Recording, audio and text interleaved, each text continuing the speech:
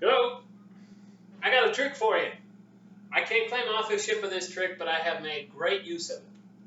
Have you ever been finishing furniture, or in my case, repainting my car, and get that little dot? Makes a little mound of material, right? Same color as base.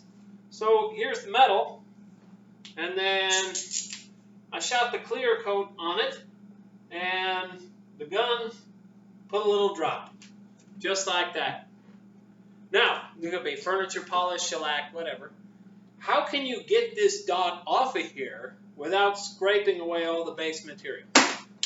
All right, I got a trick for you.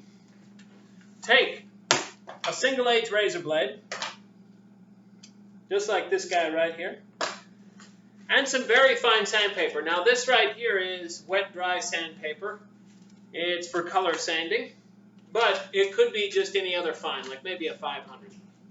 Take your blade, hold it with the edge down, and you scrape away with the blade like this, always in the same direction.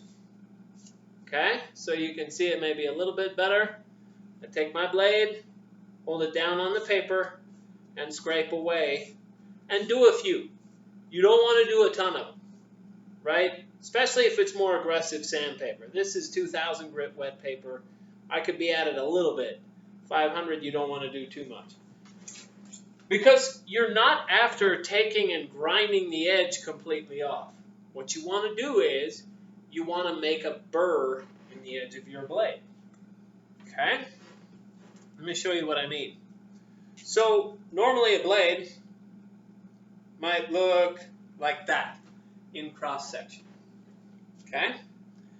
As you use a blade, or as you scrape it here, what can happen with this edge is not necessarily that it dulls, it gets bent over in a burr, kind of like that. So if you've ever seen a chef honing a knife with the steel, that's not to sharpen it, that is to take this bent over edge and push it back straight. Okay? Same thing with a barber and a strop. That straight razor, they run it back and forth, which I'm going to tell you another little tip here before the end with regard to shaving. So I've got my blade, and I scraped it, and now, on this back edge, the direction that I scraped, I now have rolled this edge over just a little bit. So I take my blade, and I bend it with a little bit of a curve, so that that rolled edge is back on the convex side of the curve, right? So the curve is going this way, and my rolled edge is back this way. Now, you can take your scraper, which has this burred edge, and by gently running your scraper along that dot, you can get it level without eating into the finishing. What if you're not finishing cars and you ain't finishing furniture? But let's say that you use a razor and you like saving money. Well, I told you before that the purpose of a barber's strop, take that straight razor back and forth, is to take that edge, which may be curled over like this, and bring it straight so the razor is sharp. It's honing. You can do the same with your own shaving razors at home.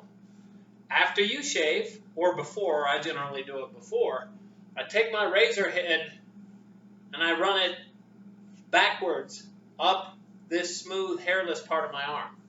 About 10 strokes, and then I shave with it. And it's surprising, but I've gotten a ton of extra life out of a disposable razor doing that.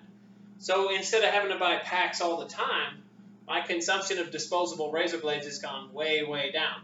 Number one, because I don't use a razor that often. I don't shave that often. I've been lucky that way.